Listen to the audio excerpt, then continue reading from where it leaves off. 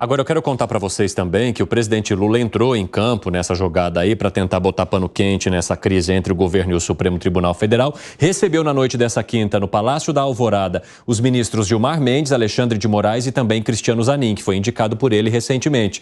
E o ministro da AGU, Jorge Messias, que é um dos favoritos a uma vaga no Supremo Tribunal Federal, também participou da conversa, segundo mencionou ali a reportagem do jornal Estadão. O presidente Lula mencionou aos ministros do Supremo Tribunal Federal que o governo não teve nenhuma participação numa possível indicação para que o seu líder ali no Senado, Jacques Wagner, pudesse indicar sim para essa proposta. Tentando falar, olha, calma, pessoal. Como é que vocês avaliam essa entrada do governo federal nessa jogada, Luiz Felipe Dávila?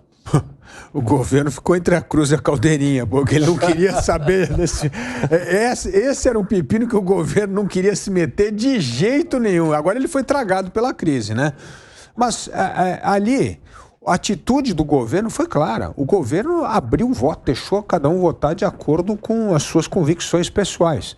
Então, o Supremo quer dar puxão de orelha no Executivo porque ele liberou o voto. É como se ele tivesse que direcionar o voto. Isso não é ingerência política, meu Deus do céu. É óbvio que isso é ingerência política. Quer dizer, o Supremo quer dizer para o presidente pressionar a sua base a votar do jeito que o Supremo quer. Mas onde é que já se viu isso? Isso não existe. Então, agora o presidente está tentando ser vamos dizer assim, o isento, o juiz, o árbitro, né, nessa questão para tentar acalmar os ânimos. Eu acho que, no fim das contas, isso vai acalmar pelo seguinte, porque na presidência do Supremo está o Barroso, que se tivesse o Alexandre de Moraes era outra história, mas o Barroso é um pouco mais sereno nisso, o Rodrigo Pacheco é uma pessoa muito serena também, e o Arthur Lira também. Então eu entendo que agora pode sair um acordo ali. No fundo, cada um já cumpriu o seu papel.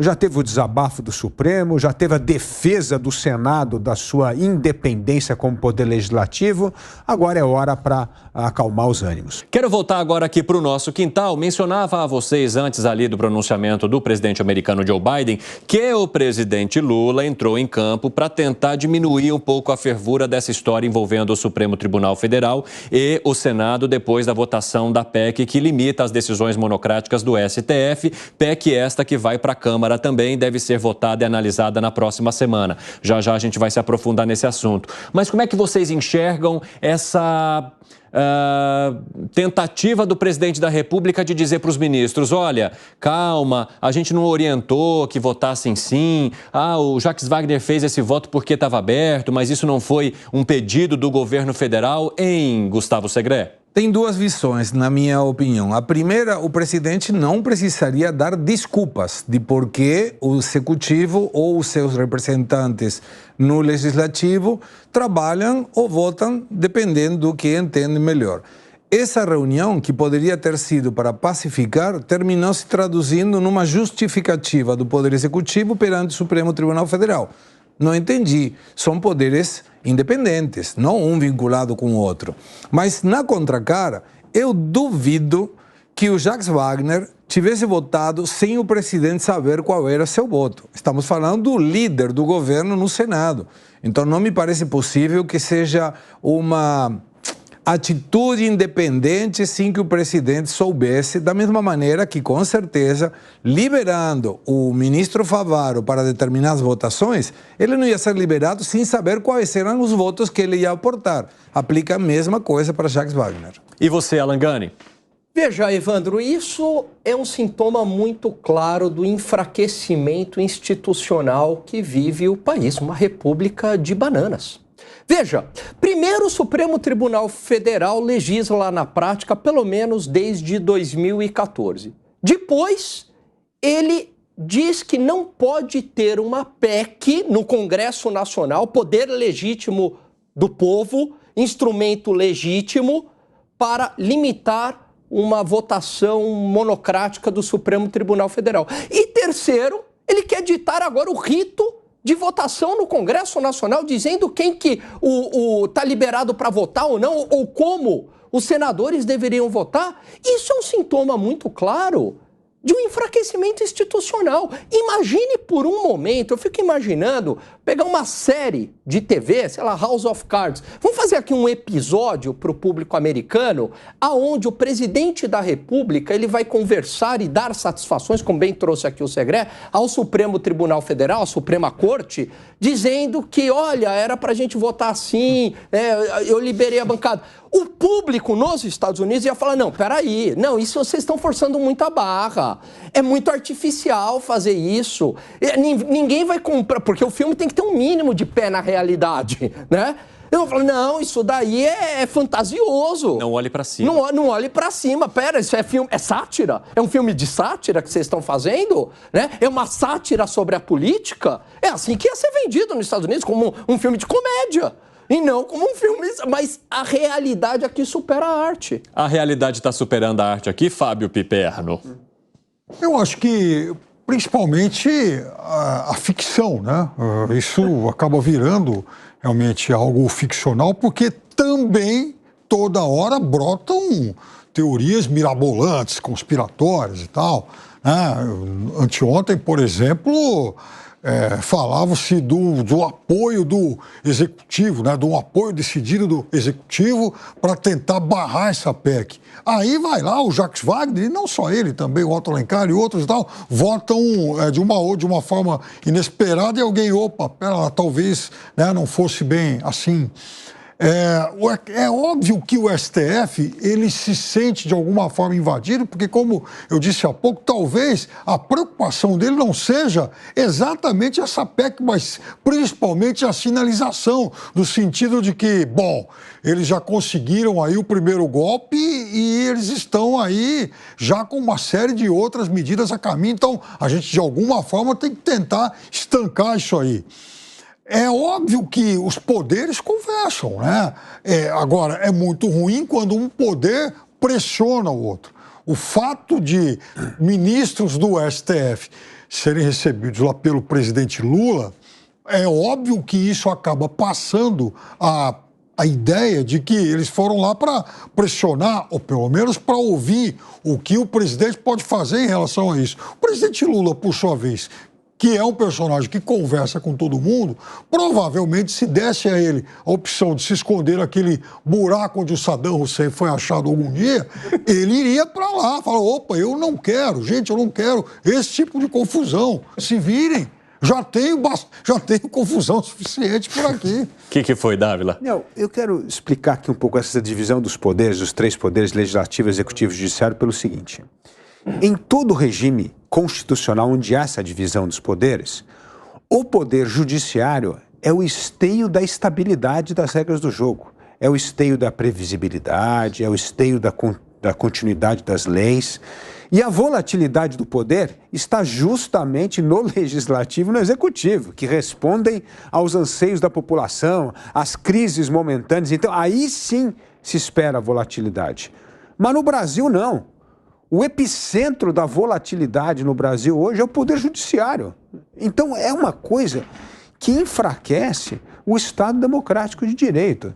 Se nós não acreditamos nas leis, se nós acreditamos que o entendimento das leis pode ser mudado com muita frequência, isso cria insegurança. E, ao criar insegurança, enfraquece o Estado de Direito.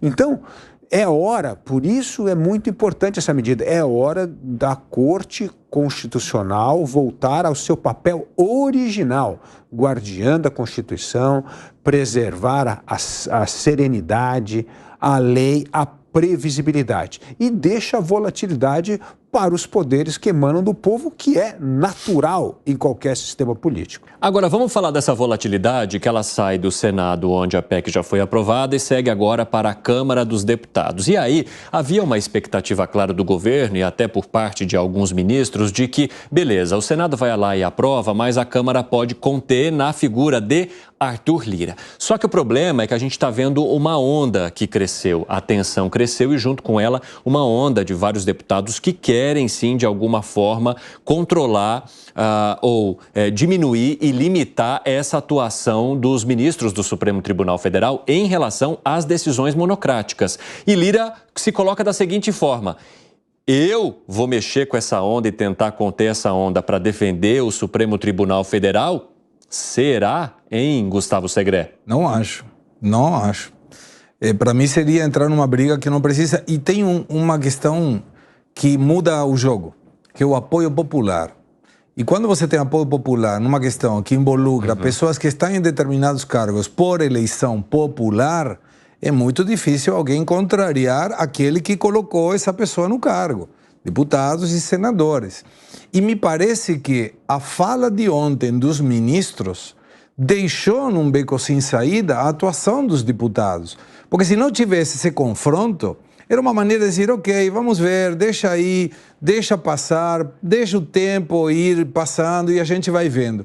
Mas quando os ministros fizeram uma sutil advertência, que alguns observaram como uma ameaça, colocaram dizendo, peraí, você está me ameaçando, então eu tenho que retrucar também. Então colocou a obrigação dos deputados de entrar na briga também, o que não era necessário, mas agora não tem opção. E eu coloquei até uma análise ali na nossa tarja e vou reproduzir para que vocês possam então cumpri-la, né? Para quem nos assiste, nos ouve também. Lira perderia capital político para proteger o STF, hein, Luiz Felipe Dávila? De jeito nenhum. Ninguém vai contra o povo. Essa é uma medida popular, como bem disse o Alan Gani aqui, não vai contra. Pelo contrário, o poder de manobra que Arthur Lira tinha para, por exemplo, empurrar essa votação para fevereiro do próximo ano, março do próximo ano, né? Falar, olha, a nossa agenda está cheia, vamos votar a reforma tributária que é importante, aí já acabou o ano, vamos deixar esse assunto para depois. Não, agora, por causa dessa crise desencadeada pelo próprio Supremo, coloca um senso de urgência também na Câmara. Imagina, Evandro, que alguns desses deputados vão disputar a eleição no próximo ano. Exatamente. E por isso, ninguém vai deixar de surfar numa questão popular para tentar resguardar o Supremo. Então, assim, eu acho que isso acelerou a matéria, a PEC, na Câmara e, melhor, vai reatar as boas relações de Arthur Lira com Rodrigo Pacheco. Antes dessa PEC ser aprovada no Senado, Arthur Lira até mencionou alguns aliados dele ali que poderia conter essa situação.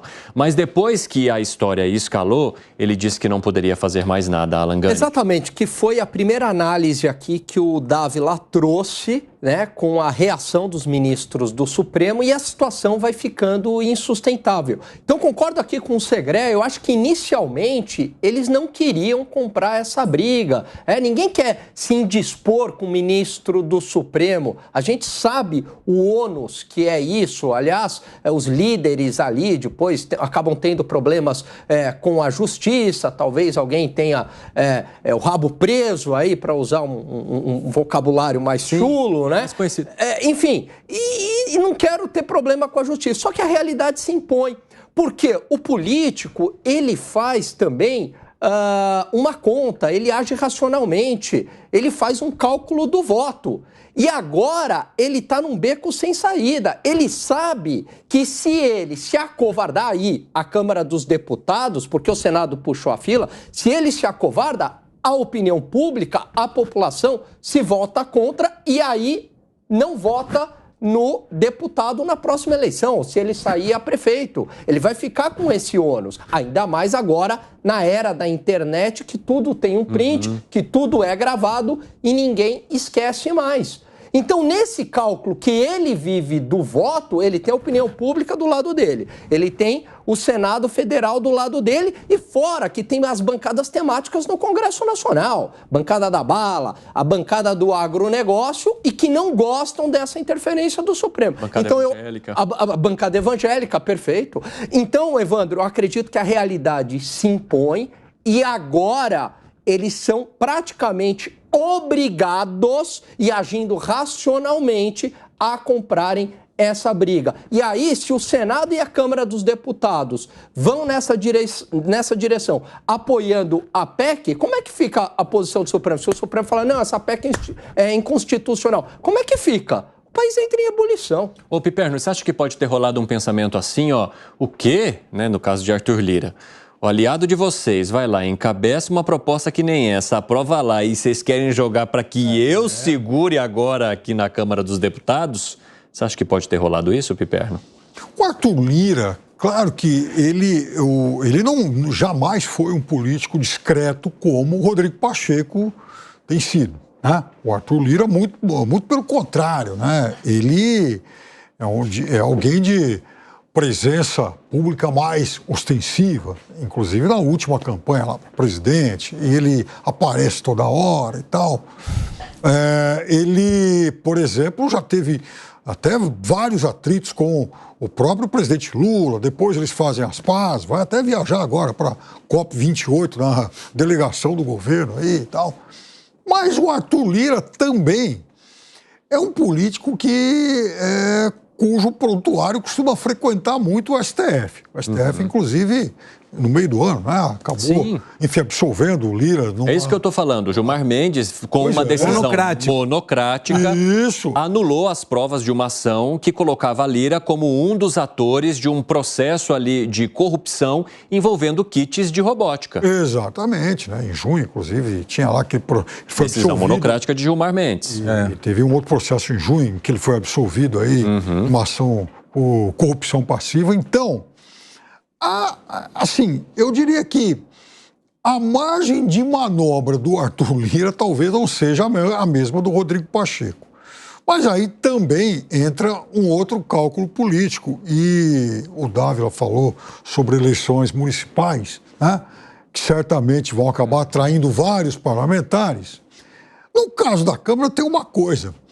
Quanto mais perto das eleições a Câmara tomar sua decisão supostamente em favor dessa PEC, mais vai também aumentar o recall desses parlamentares em relação aos seus respectivos eleitores. É uma outra forma de encarar o problema. Então, talvez a Câmara não apresse tanto a definição disso, até por conta desse calendário eleitoral. Esfria um pouquinho a relação com o STF e deixa para votar isso depois.